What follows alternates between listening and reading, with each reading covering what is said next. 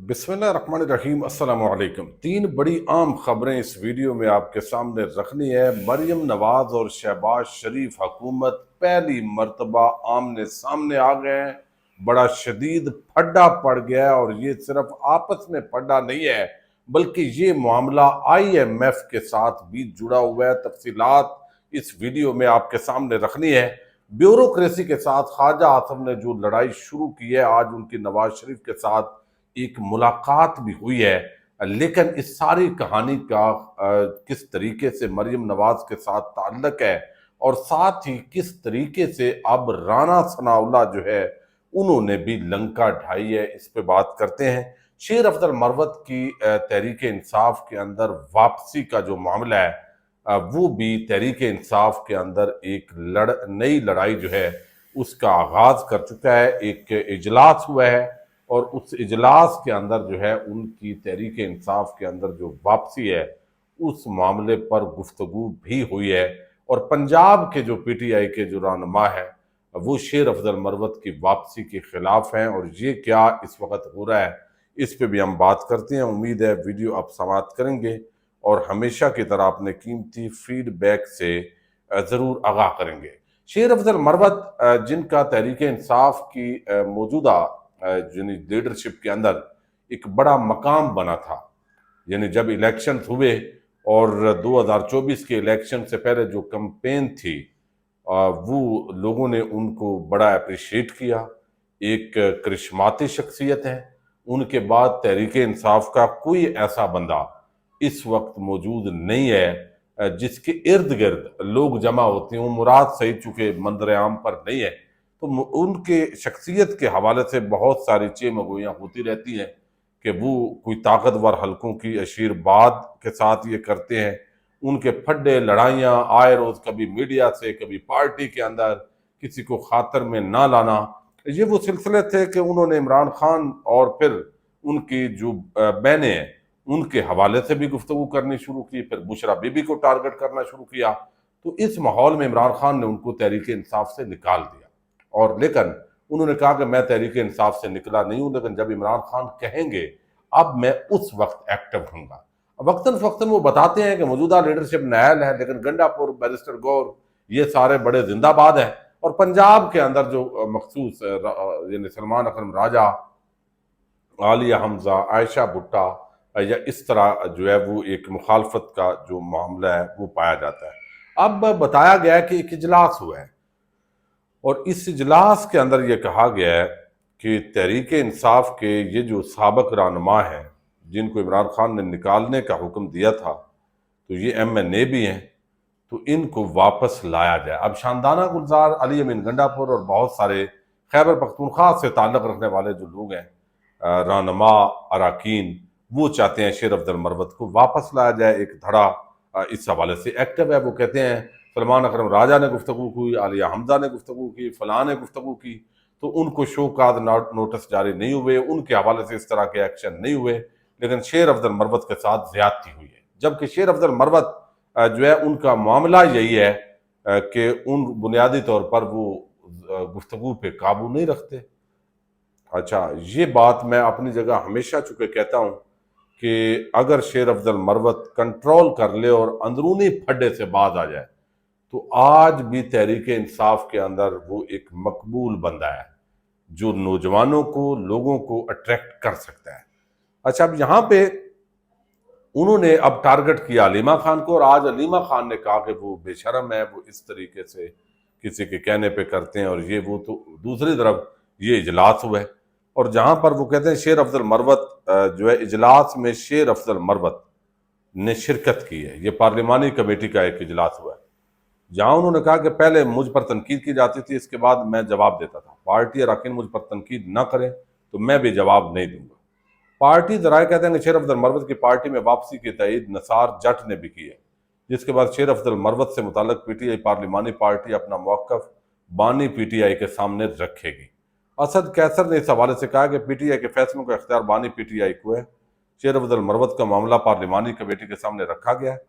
पार्लिमानी party के फैसले को बानी के सामने रखा जाएगा और हतमी बात और फैसला उनका होगा। ذرائع نے بتایا کہ اسامہ میلا اور خرم ورک نے شیر عبد المروت کے حق میں پارلیمانی پارٹی اجلاس میں گفتگو کی ہے۔ شاندانہ گلدار نے بھی کہا ہے کہ ملک سے باہر بیٹھ کر شہباز گل، شہزاد اکبر وزیر اعلیٰ کے خلاف بیانات دے رہے ہیں، ان کو شوکات نوٹس جاری نہیں ہوتا۔ عالیہ حمزہ نے سلمان اکرم راجہ اور علی امین کے حوالے سے ٹویٹ کیا، انہیں کوئی شوکات نوٹس نہیں ہوا، اور وہ کہتے ہیں کہ یک طرفہ فیصلے اور شوکات دیے جاتے ہیں تو شیر عبد المروت سے زیادتی ہوئی ہے، تو ان کو واپس جو ہے وہ پارٹی میں لایا جائے۔ ان کو بھی کہا گیا کہ آپ زبان بندی رکھیں گے، انہوں نے پھر اسی طریقے سے کہا کہ بھائی کوئی میرے بارے میں بات کرے گا تو میں کروں گا، نہیں کرے گا تو نہیں کروں گا۔ اب یہ معاملہ عمران خان کے سامنے رکھا جائے گا اور دیکھتے ہیں اس کے اوپر جو ہے وہ کیا فیصلہ لیا جاتا ہے۔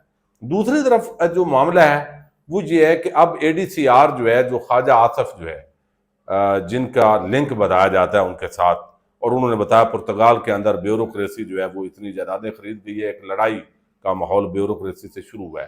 اب اس معاملے کے اندر ایک بات کلیئر ہوئی ہے اور اب یہ کریڈٹ دیا جا رہا ہے مریم نواز کو۔ شاید یہ واقعی ایسا ہو یا یہ سوچا گیا ہو کہ بھائی مریم نواز کمپرومائز نہیں کرتی، انہوں نے دیکھا کہ کرپٹ بندہ ہے تو انہوں نے کہا کر دیں۔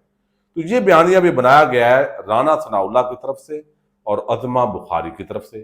اس کا دوسرا مطلب کیا ہے کہ خواجہ آصف کی بات بھی نہیں مانی گئی، تو خواجہ آصف کے ساتھ جو کچھ ہو رہا ہے یا ان کی پسندیدہ شخصیت کے ساتھ، تو اس کے پیچھے مریم نواز ہے یا یہ بتایا جا رہا ہے۔ اب دونوں جو بھی سوچا جائے، اب یہ بات رانا ثناءاللہ نے بھی کی ہے، انہوں نے کہا کہ ہر جگہ کرپشن ہے۔ خواجہ آصف نے اگر تعداد زیادہ بتا دیا تو اسے کم کر لیں، لیکن کرپشن ایک حقیقت ہے۔ اے ڈی سی آر سیالکوٹ پر کرپشن کا الزام ہے، جس پر کسی نے ثبوتوں کے ساتھ مریم نواز کو آگاہ کیا تو انہوں نے کارروائی کا حکم دیا، یعنی انہوں نے بتایا کہ یہ جو سارا کچھ ہو رہا ہے یہ مریم نواز کے کہنے پہ ہو رہا ہے، حالانکہ شاید مریم نواز کے کہنے پہ نہ ہو رہا ہو۔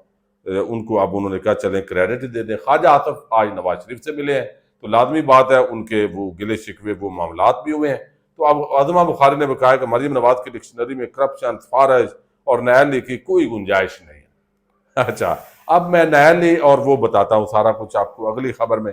اچھا، یہ ساری چیز جو ہے نا اس تناظر کے اندر ہوئی ہے اور کہا گیا کہ خواجہ آصف کو بیوروکریسی کے خلاف اس طرح بات نہیں کرنی چاہیے تھی، حالانکہ یہ انصار عباسی کی سٹوری کے اندر بھی یہی میسج دیا گیا کہ بیوروکریسی ناراض ہو رہی ہے۔ تو اب جو کچھ کیا گیا ہے، یعنی اس اے ڈی سی آر کے معاملے کے اندر میرٹ پہ ہے یا میرٹ پہ نہیں ہے، وہ دعویٰ سامنے آ گیا رانا ثناءاللہ کا، عظمہ بخاری کا، خاص طور پہ رانا ثناءاللہ کا واضح طور پر کہ یہ مریم نواز جو ہے انہوں نے کیا ہے۔ تو پھر خواجہ صاحب کی چیخیں ویسے ہی جو ہے وہ بلا وجہ ان کو کہا جا سکتا ہے۔ اچھا، اب یہاں پہ ایک اور بات بڑی عام ہے اور اس کا جو تعلق ہے وہ ہے شہباز شریف، یعنی مریم نواز کی پنجاب حکومت کی نالائکی، نیالی، یعنی تمام صوبوں سے کارکردگی میں پنجاب حکومت پیچھے ہے۔ کیسے؟ یہ ایک بڑی عام خبر ہے، میں آپ کے سامنے رکھتا ہوں۔ ایکسپریس ٹریبیون نے آج خبر دی ہے، قسمت خان زمری صاحب کو یہ کریڈٹ جاتا ہے کہ وہ ہمیشہ اس طرح کی خبریں سامنے لاتے ہیں جو اوجل ہوتی ہیں، اور یہ بڑے اچھے ریسرچر ہیں۔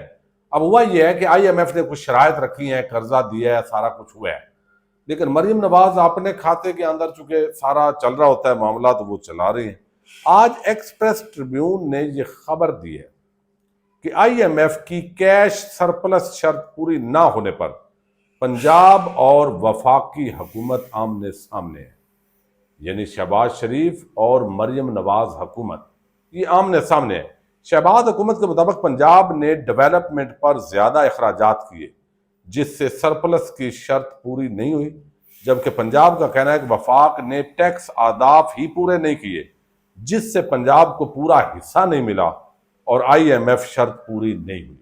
اب ایک کہہ رہا ہے بھئی آپ نے جو ہمیں دینا تھا ٹیکس کی مد میں وفاق نے وہ ہمیں نہیں دیا تو اس وجہ سے نہیں ہوا، ہمیں تو یہ تھا کہ آپ پیسے دیں گے تو ہمارا یہ سرپلس ہو جائے گا۔ تو دوسرے طرف سے کہا گیا کہ آپ پیسے لگائے جا رہے ہیں، ہمیں منصوبے اور کیے جا رہے ہیں، لگا رہے ہیں، اور ہمیں تو سرپلس شو کرنا ہے اپنا بجٹ، تو اتنا ٹارگٹ تو کبھی بھی اس طرح پورے نہیں ہوئے۔ تو یہ یعنی چونکہ اناڑی حکومت ہے، آپ جو بھی کر لیں۔ اب اس کے اندر جو ہے وہ بتایا گیا ہے کہ آئی ایم ایف شرائط پوری کرنے میں غریب ترین صوبوں کا نمبر پہلا ہے۔ مریم نواز بڑی امیر صوبے کی جو حکمران ہے وہ آخری نمبر پہ ان کی کارکردگی ہے. خزانہ ہے بھائی، لائی جاؤ. وزارت خزانہ کی دستاویزات کے مطابق آئی ایم ایف شرائط کے تحت پنجاب کا سرپلس 282 ارب یا 45% کم تھا. سندھ کا 16 ارب جبکہ کے پی کا سرپلس ہدف سے صرف 2 ارب کم رہا ہے. بلوچستان نے ہدف سے بڑھ کر 3 ارب اضافی بچائے. تو بلوچستان کی اس میں کارکردگی بہتر ہے، یعنی سرپلس بچت کرنا، اور دوسرے نمبر پہ خیبر پختونخوا ہے. پھر سندھ مطلب ہے اس کو موجیں ہیں، چونکہ زرداری اور شریف آپس کے اندر چل رہا ہے، اور پنجاب کو کوئی پرواہ ہی نہیں ہے. آئی ایم ایف یا باقی یا کیا ہے، یہ ایکسپریس ٹریبیون کہہ رہا ہے، اور اب وفاق اور پنجاب حکومت وہ آمنے سامنے ہے. جبکہ باقی جو صوبے ہیں، جو مریم نواز یہ بات کر رہی ہے کہ بھئی ہمیں وفاق نے جو دینا تھا وہ نہیں دیا، تو یہ شکوہ تو سب سے زیادہ خیبر پختونخوا کا ہے، بلوچستان کا ہے، پھر سندھ کا ہے. ان کو بھی وہ حصہ نہیں ملا، اور خاص طور پر جو پی ٹی آئی کی حکومت ہے، چونکہ وہ موجود ہے تو وفاق ان کو تو دیتے ہی نہیں ہے اس طریقے سے. جو پیسہ زیادہ طور پہ تو وہ ہمیشہ وہ گلا شکوہ کرتا رہتے ہیں. تو خزانہ ہے، موجیں ہیں جی، لگائی جائیں اور کرتے جائیں، اور یہ چیز چل رہی ہے. اور اس حوالے سے جو ہے وہ یہ ایک پھڈا ہے. دیکھتے ہیں کیا نتیجہ نکلتا ہے. پاکستان زندہ باد.